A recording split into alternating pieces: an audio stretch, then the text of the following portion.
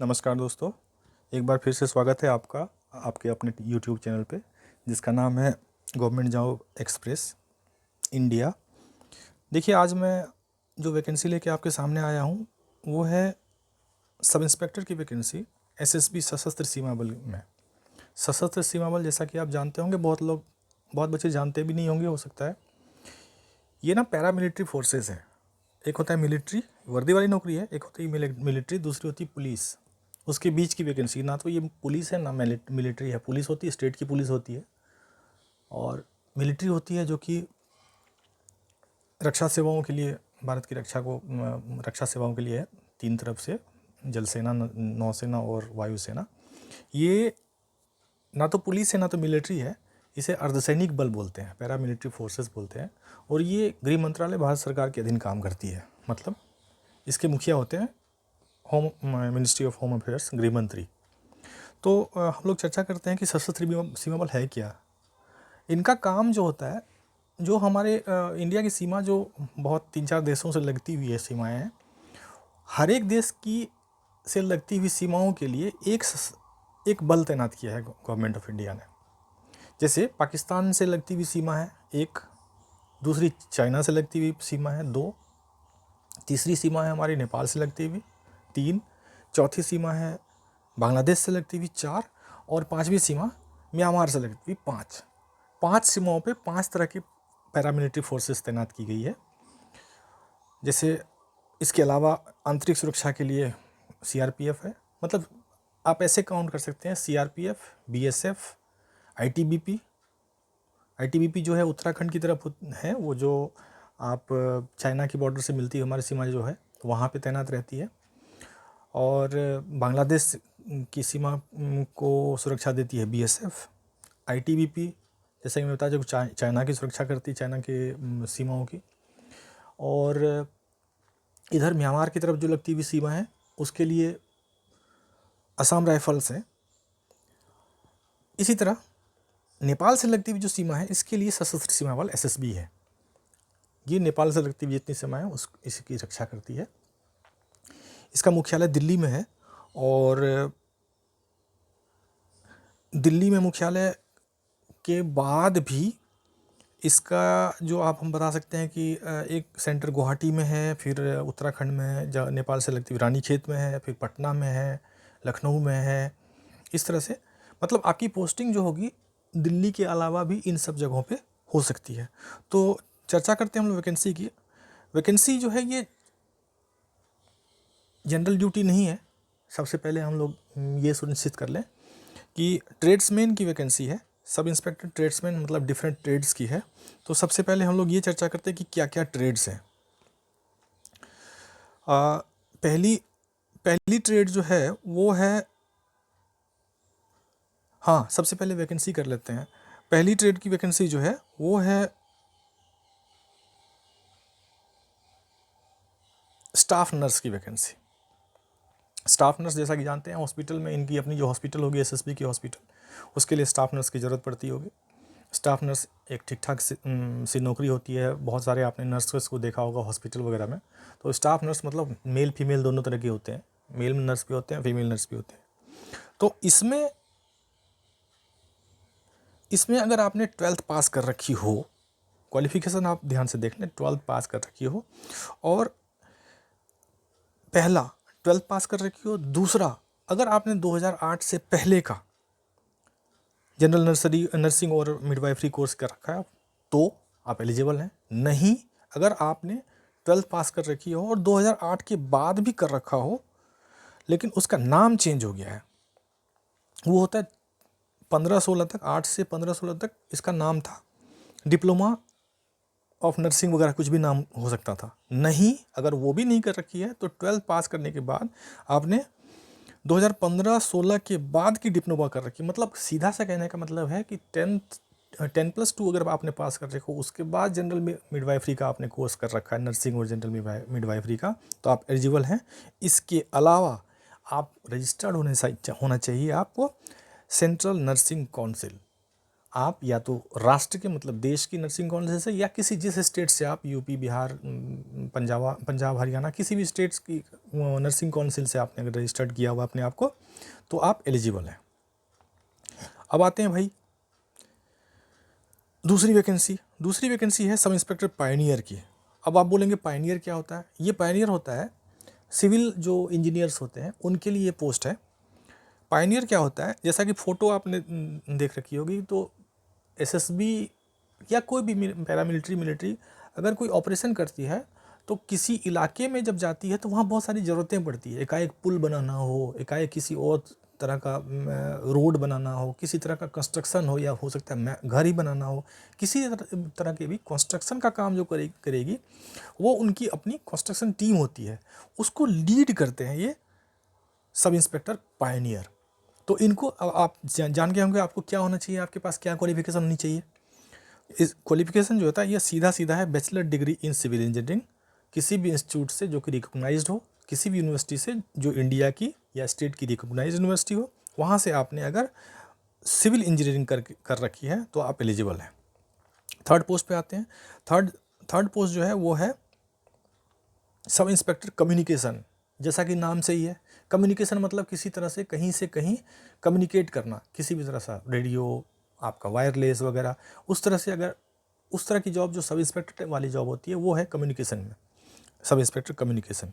इसके लिए same bachelor degree आपकी होनी चाहिए इंजीनियरिंग में, लेकिन ट्रेड्स है इसका अलग अलग, इलेक्ट्रॉनिक्स या कम्युनिकेशन होना चाहिए, कंप्यूटर साइंस होना चाहिए, या अगर आपने ये भी ना कर रखा हो इन्फॉर्मेशन टेक्नोलॉजी होनी चाहिए। सिंपल अगर आपने ग्रेजुएशन कर रखा है बीएससी से, मैथमेटिक्स, फिजिक्स, केमिस्ट्री से, तो आप एलिजिबल हैं। 3 चीज़। तो भैया अब हम आते हैं नेक्स्ट अगली और सबसे असली बात कि भाई सैलरी कितनी मिलेगी। सैलरी हम लोग जैसे कि बताते हैं सब इंस्पेक्टर की जो जॉब होती है ये सुपरवाइजरी जॉब होती है, अच्छी खासी सैलरी मिलती है। इनका बेसिक पे जो होता है 35,400 लेवल 6 की ये पे होती है इसकी 35,400 की। और इसके अलावा भी मतलब जो हमारी सैलरी होती है डीए, एचआरए, मैं यहाँ कैलकुलेशन दे रहा हूँ, इसके अलावा भी इसमें बहुत सारे अलाउंसेस होते हैं जो कि जनरल जो स्टेट की पुलिस होती है इससे कहीं ज़्यादा, मतलब सैलरी इससे कहीं ज़्यादा होगी आपकी।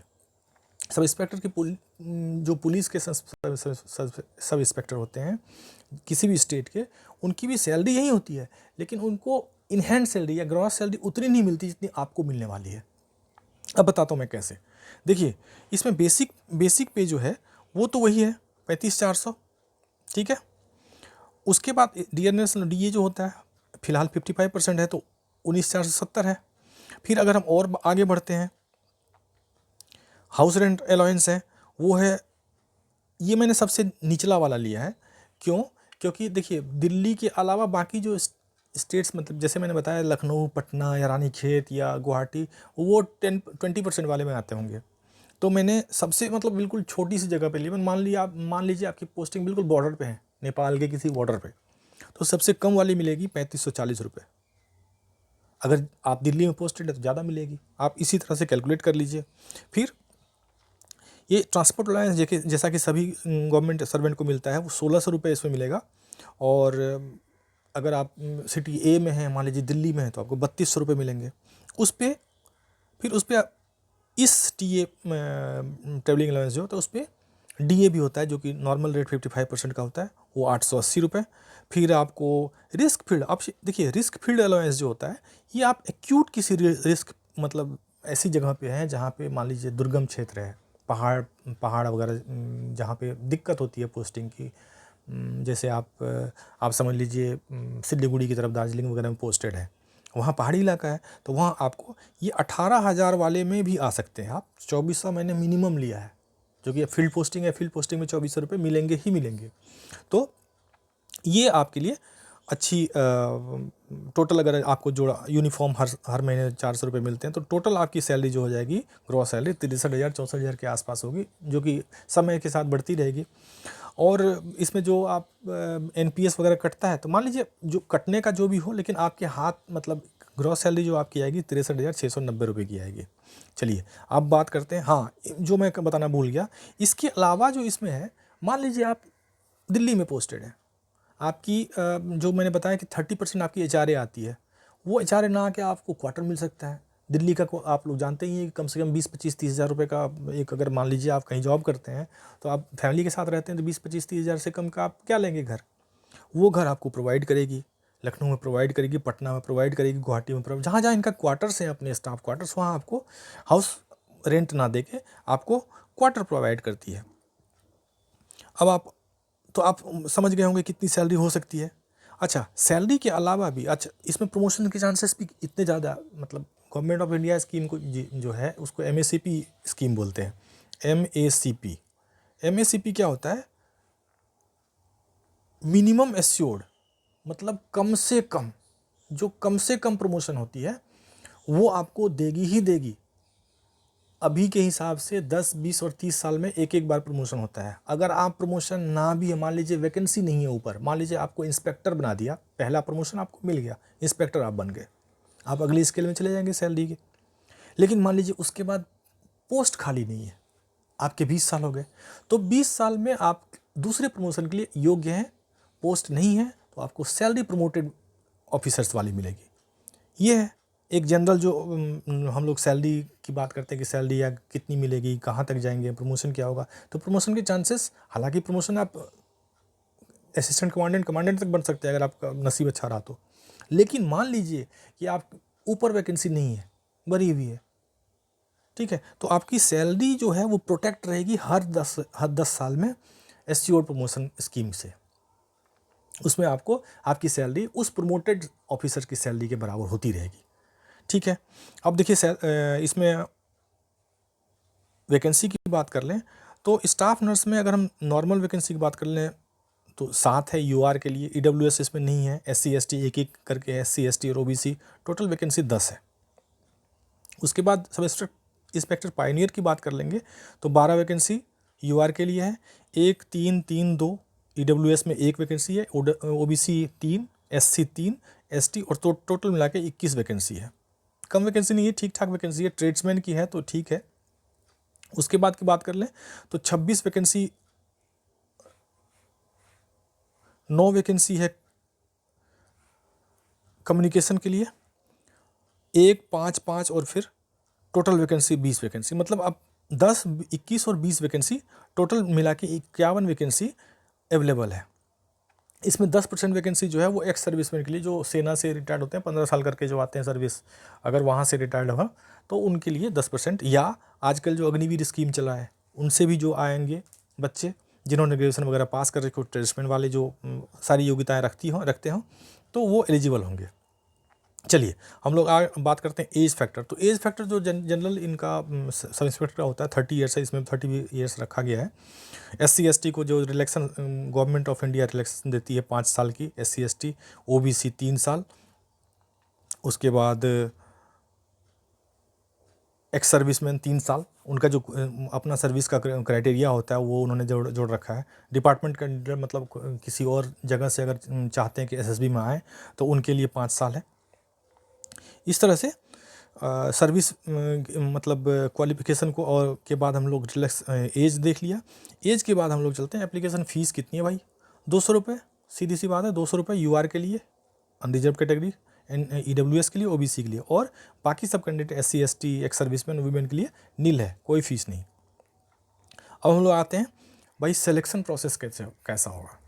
तो देखिए अगर आपने फॉर्म भर दिया और आपका फॉर्म सब कुछ ठीक ठाक है, जो कि आप देख सकते हैं कि आप यहाँ पे चले जाएं recruitment.ssb.gov.in पे या ssb.gov.in पे, यहाँ पे जाए फॉर्म सबमिट करें। उसके बाद आपकी जांच होगी वगैरह, जो भी इनका प्रोसेस ड्यू प्रोसेस होता है। प्रोसेस होने के बाद आपको क्या क्या चीज़ें की, physical efficiency test first, physical standard test, उसके बाद written examination, skill test, document verification, medical examination. थोड़ा सा हम लोग जान लेते हैं कि क्या है भाई फिजिकल एफिशिएंसी टेस्ट क्या है। देखिए कम्युनिकेशन के लिए ही है, PET जो है वो सिर्फ कम्युनिकेशन के लिए है, बाकी स्टाफ नर्स के लिए नहीं है और आपका इसके लिए पायनियर के लिए नहीं है। फिजिकल एफिशिएंसी टेस्ट उनके लिए नहीं है। इसमें आपको क्या करना पड़ेगा PET के लिए, सिर्फ ध्यान रखिए सिर्फ कम्युनिकेशन वालों के लिए है। 1.6 किलोमीटर 6 मिनट में आपको जाना है। और 6.5 मिनट में 6 मिनट और 30 सेकेंड्स में। और फीमेल अगर हैं तो 800 मीटर आपको 4 मिनट में दौड़ना है। ये है इसका पीईटी। ये पास कर लिया आपने। ध्यान रहे ये सिर्फ कम्युनिकेशन वालों के लिए है। अब आता है physical standard test. Physical standard test तीनों के लिए है। इन पर हाइट और चेस्ट देखा जाता है, कितनी हाइट है, 167 कम से कम होनी चाहिए, बाकी इसमें छूट है, 162 तक भी आ सकता है पहाड़ी लोगों के लिए, इत्यादि इत्यादि। वो आप ऑफिशियल वेबसाइट पे चले जाकर देख सकते हैं। उसके बाद है रिटन एग्जामिनेशन। और उसके बाद जैसा कि मैंने बताया रिटन एग्जामिनेशन हम लोग देखते हैं कि क्या क्या पूछ सकता है भाई। तो इसमें है, फर्स्ट है जनरल नॉलेज, मैथमेटिक्स, रीजनिंग और इंग्लिश और हिंदी, जनरल इंग्लिश और हिंदी, ठीक है। और ये है 50 मार्क्स के होंगे, 50। और टेक्निकल सब्जेक्ट जैसे वायरलेस वालों के लिए, स्टाफ इसके लिए, नर्स के लिए और पायनियर के लिए, तीनों का अपना अपना सब्जेक्ट होगा। इनका इंजीनियरिंग का होगा, उनका नर्सिंग का होगा। उससे 100 मार्क्स के क्वेश्चन पूछे जाएंगे, मतलब दोनों को जोड़ के। अब आपको पासिंग मार्क्स जो है जनरल, EWS, OBC और एक्स सर्विसमैन के लिए 50% कम से कम होने चाहिए, मतलब 100 मार्क्स प्लस 50 मार्क्स, 150 में से 75 आपके होने चाहिए कम से कम। और 45% SC ST के होने चाहिए। अब इसमें स्किल टेस्ट, पहले बोला गया था स्किल टेस्ट हो सकता है हो भी, हो सकता है नहीं भी हो। फिलहाल इसमें दिया नहीं गया है स्किल टेस्ट, बोला तो गया लेकिन इसमें दिया नहीं है कि स्किल टेस्ट होगा किस तरह का। तो हम लोग इसे मान के चलते हैं कि ये नहीं लिया जाएगा। उसके बाद डॉक्यूमेंट वेरिफिकेशन जो है, डॉक्यूमेंट वेरिफिकेशन क्या होता है कि अगर आपने 50% और 45% अगर आपने पास कर लिया तो भी गारंटी नहीं है, आपको ऊपर से आना पड़ेगा। मान लो 175 में मान लो किसी के 112 हैं, ठीक है, और 75 मतलब 75 हम लोग समझ रहे हैं कि 50%, 75 के ऊपर हम लोग पास हो जाएंगे, 80 हो जाएगा, 90 हो जाएगा। नहीं, ऊपर से मान लीजिए 155, 150 के बदले 145 है तो पहले उनको लेंगे। तो जितनी वैकेंसी है उसके 3 टाइम्स, मतलब 3 गुना। मान लीजिए 51 वैकेंसी है तो 51 गुना 3, 153 लोगों को बुलाया जाएगा। किसके लिए? डॉक्यूमेंट वेरिफिकेशन के लिए। यहाँ 3 टाइम्स ऑफ टोटल वैकेंसी लिखा है, तो 153 लोगों को पहले बुलाया जाएगा। उसमें मान लीजिए 153 लोगों में से बहुत लोग होते हैं ना जिनका डॉक्यूमेंट नहीं होगा, बहुत सारी चीज़ें दिक्कत हो जाती है, डॉक्यूमेंट किसी का ख़राब होता है, बहुत लोग फर्जी वाले भी पहुंच जाते हैं। तो अगर 153 लोगों में से अगर उन डॉक्यूमेंट वेरिफिकेशन में कुछ खामियां पाई जाती हैं उनको छांट दिया जाएगा। बाकी लोगों को मेडिकल एग्जामिनेशन, फाइनल स्टेज है ये, मेडिकल एग्जामिनेशन आपकी होगी। मेडिकल एग्जामिनेशन के होने के बाद फिर आपको जॉब का आपको लेटर मिल जाएगा, भाई फाइनल ऑफर मिल गया, अब आप बन गए सब इंस्पेक्टर। अब हम लोग देख लेते हैं क्रूशियल डेट्स कब है। लास्ट डेट ऑफ अप्लाई जो 30 दिन का है इनका लास्ट डेट, मतलब एडवर्टीजमेंट जो आई है 21 और 27 मार्च 2026 के समाचार में आई थी, रोजगार समाचार एम्प्लॉयमेंट न्यूज़ में। तो आप इसमें मान लीजिए 30 दिन का हम लोगों ने जोड़ा है कि 24/4/2026 तक आप भर सकते हैं फॉर्म।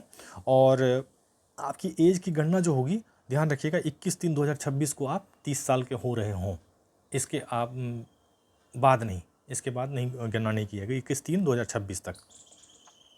तो इस तरह से ध्यान रहे कि आप अच्छे से बढ़ें। आपको अगर दिक्कत हो तो वेबसाइट पे चले जाएं या मुझे डायरेक्ट मैसेज भी कर सकते हैं, इसमें मैसेज छोड़ दें, मैं उनका रिप्लाई करूँगा। अगर होगा तो मैं ये पूरी वैकेंसी जो है इसको मैं अपलोड भी कर दूँगा उसमें कमेंट सेक्शन में।